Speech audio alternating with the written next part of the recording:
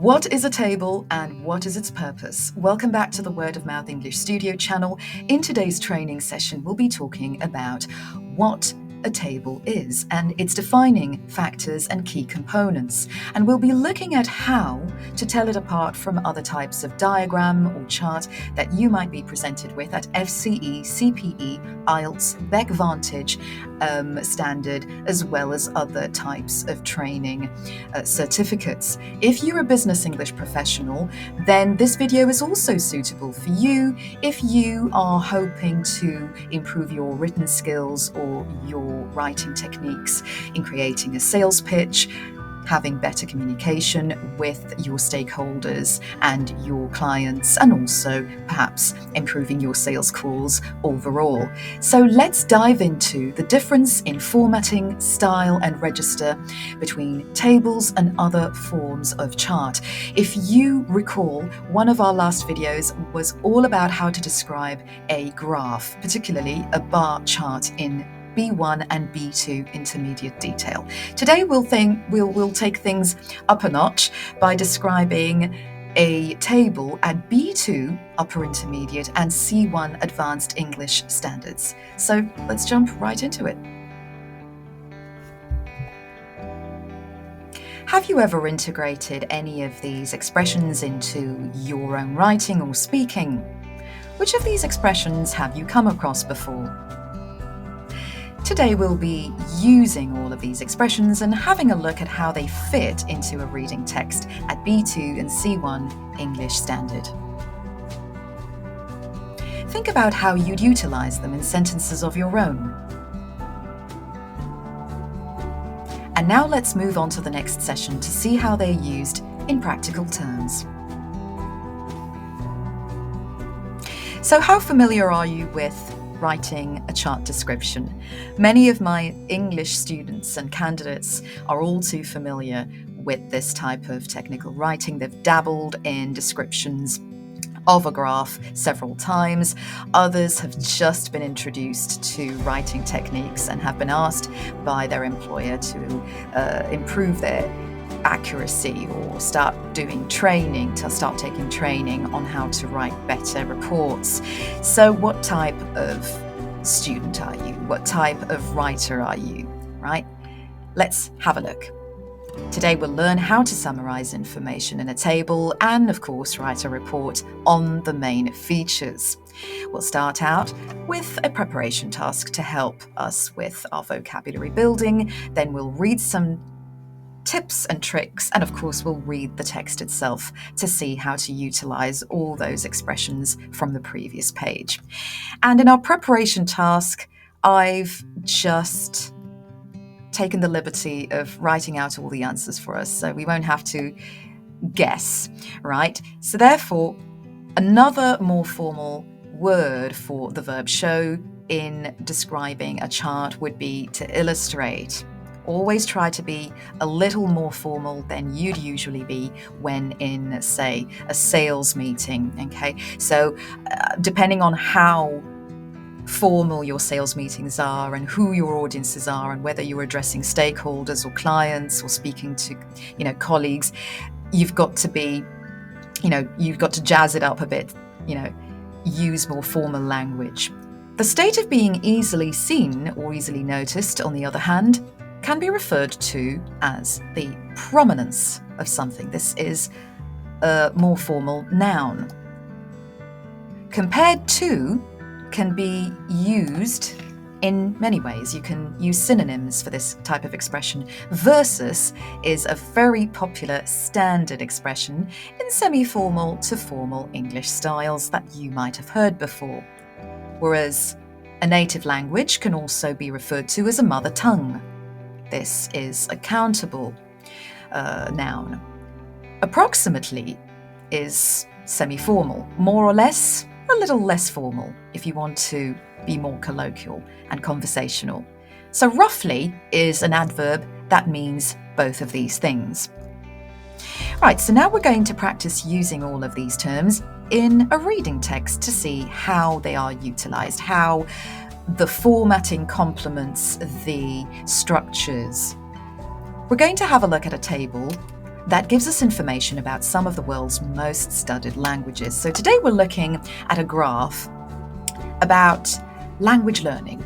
It's not necessarily going to be about, any business English terms or having a look at statistics in terms of, units and production. But this time we're simply looking at a very general, English type of table. Have a look at the table below. We're going to make comparisons where relevant. So comparisons, for the sake of writing and technical writing, are always essential. We've always got to report the main features. Remember, you'll be asked to do this in your IELTS academic paper of your writing part 1. So definitely do that training, okay? Let's have a look at the language column. Now, as we know, tables are divided into columns and rows from left to right horizontally. So always refer to that. When it comes to graphs, we have the X and Y axis. When it comes to tables and describing tables, we've got rows and columns. So always remember how to refer to those. Right, so you've got the language column versus how many people learning the language there are, then number of native speakers and the number of countries in which the language is spoken. You've got all this information here below, but how can we use this information and integrate it into a chart description at B2 C1 standard? Here is a B2 C1 text. Let's have a look at the text. Let's go through it step by step. So in the first paragraph here, the opening paragraph, your introductory paragraph, what verb forms are we using? Look at the tenses, look at the structures, have a look at the collocations used. Which of these expressions have you used before? And as you can see, it's a pretty standard kind of introductory paragraph. The present simple is used throughout, just as we did when describing the graph in our last video, the bar chart. We always started off using the present simple. Why? Because it gives factual information on statistics and general truths or facts. That's what we're looking for. The table illustrates some interesting facts about some of the world's most popular languages to learn. It allows comparisons between the number of people who study a language versus those who speak it as a mother tongue, and it shows how many countries have speakers of each of the languages. Very factual, very standard, short, but not too short. Concise enough, I would say. Always be very practical with your use of vocabulary. Structures must be kept at a certain standard length. As you can see, the sentences are not too long. There aren't too many commas in the first paragraph. Do not make sentences that are too lengthy, because otherwise you might go on and not be as clear as you need to be. And clarity is one of those main functions that will give you a very good band score. The prominence of English is striking. 1.5 billion people are learning English compared to only 82 million studying the second most popular language to learn, French. English is spoken in 101 countries, roughly twice as many as French, and 3 times more than Chinese. English is the only language with more learners than native speakers. Okay, right, interesting enough as well. So these facts are also quite cool. But let's talk about the standard of writing. Right, again, it's semi-formal to formal. That's the kind of presentation you want to give when describing a chart. You don't want to be too informal. But again, how academic you would like to go is your choice entirely. Some people want to go very formal, right? Now let's have a look at the tenses used in this particular paragraph. We are giving more detail here, but as you can see, we are still using the present tenses. However, we can now start to mix the present continuous with the present simple, okay? So here we're talking about not just factual trends, but things happening at the time of speaking. So this is a trend that talks about temporary attitudes. This is a temporary event. So we use the present continuous for that. Okay, English is spoken, present simple, passive forms. Don't forget to use your passive forms as opposed to your active all the time. Try to diversify, okay? Step it up a notch, jazz it up. In terms of native speakers, Chinese is the most spoken language, more than double English, with 1.39 billion. It is the third most popular language to learn, with 30 million learners. Spanish has over 5 more times more native speakers than Italian, but proportionally fewer learners at 14.5 million for Spanish and 8 million for Italian. As for Japanese, it is the least studied language of those given, with 3 million learners.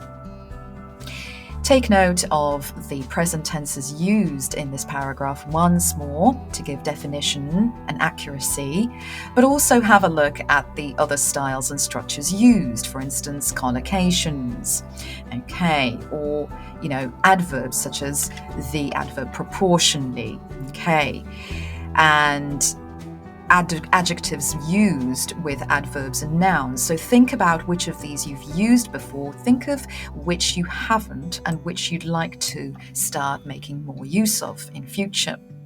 And in your final or concluding paragraph, we start off with a discourse marker like we usually do. It is always advised to use discourse markers such as in terms of, overall, the prominence of, the table illustrates, to move on seamlessly from one part or section of your text onto the next. Right, so let's have a look at the concluding paragraph to assess what kinds of structures have been used here, what kinds of tenses are being used. Overall, more people are learning English than the other languages combined, and English is spoken in the highest number of countries. However, Chinese has by far the greatest number of native speakers. There seems to be little correlation between how many native speakers there are of a language and the number of learners. But there is a stronger link between the number of learners and how many countries have speakers. So again, interestingly put, all of these shorter, more concise sentences make for a more clear and coherent piece of writing. And that's very important if you hope to get a higher band score in, say, your IELTS academic, right? This will provide you easily with, I would say, an 8 or an 8.5. Okay, so this is B2 C1 standard English. Okay, right, so have you ever used these expressions before? By far, or it has by far, the greatest of a parameter or unit. So when comparing or making comparisons, it's important to also assimilate as well as making contrasting, by the way, in these types of charts, because you'll be assessed on your ability to do both. But if you've noticed, we've used the present simple throughout our concluding paragraph here again, just like we did all throughout this chart description. And if you've noticed any differences to the last bar chart we spoke about in our previous video, you'll see that the past tenses we used to describe a bar chart in terms of activities and past to present transitions and paradigms, whereas in this type of chart, the present tenses are used throughout. So do make a distinction between these types of charts because they do not describe the same thing. Here we're describing factual information given in the chart, no past to present transitions as we did in our previous video.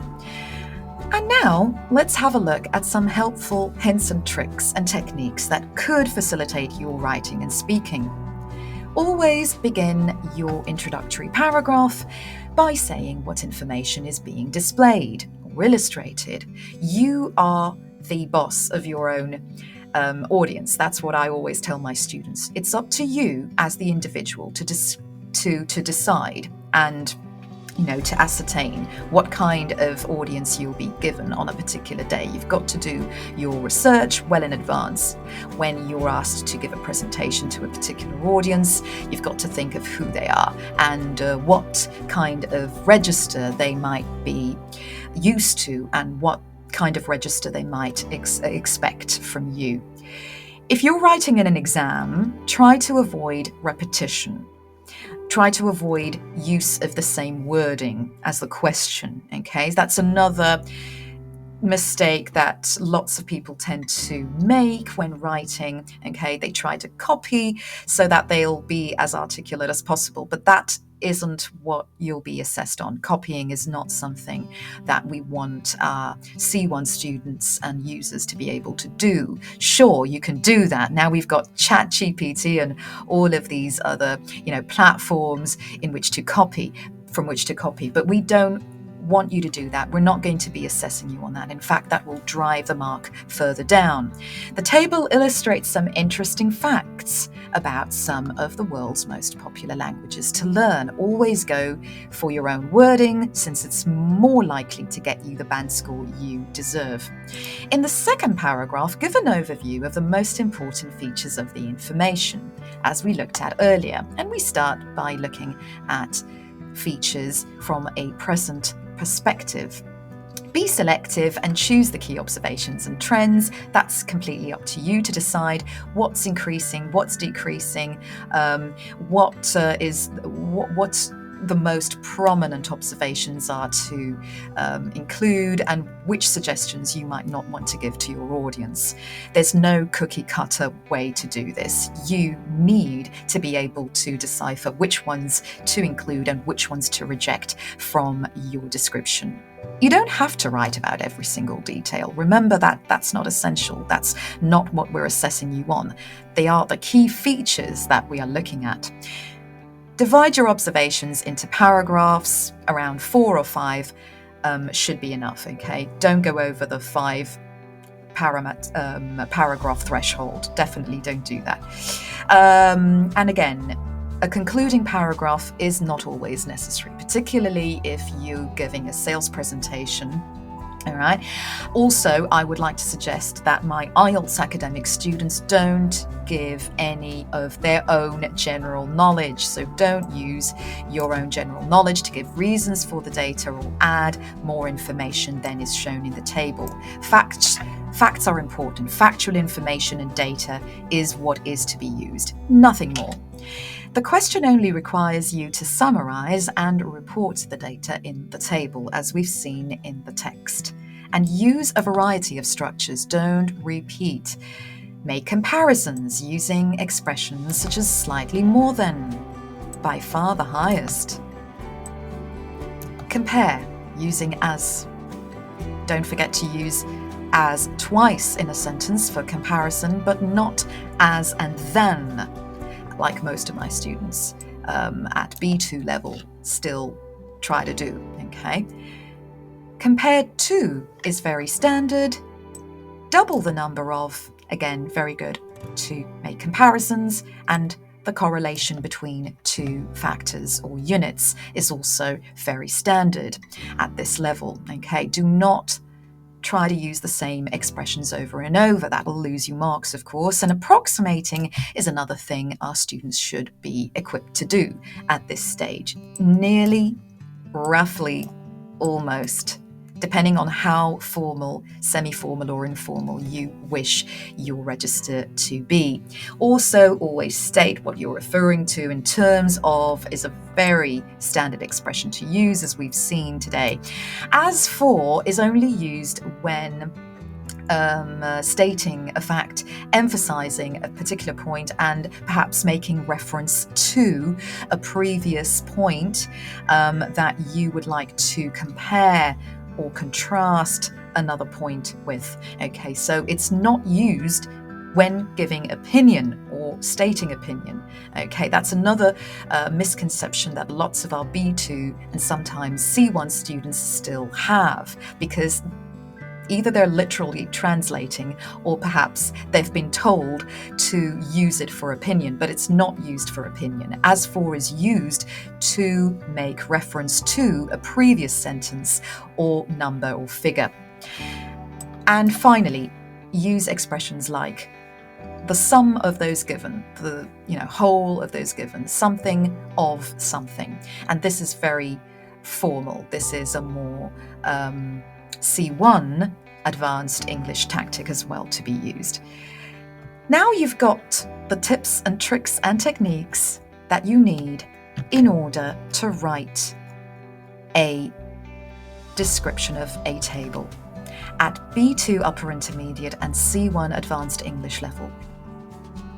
Thank you for tuning in to today's video training session. If you liked it and found it informative, please give it a thumbs up and subscribe to our channel to learn more about what courses we offer. We offer courses online for business English training purposes, as well as IELTS, FCE, CPE, and Beckvantage and higher training. So check out our channel for more of that information, and see you next time in one of our training videos.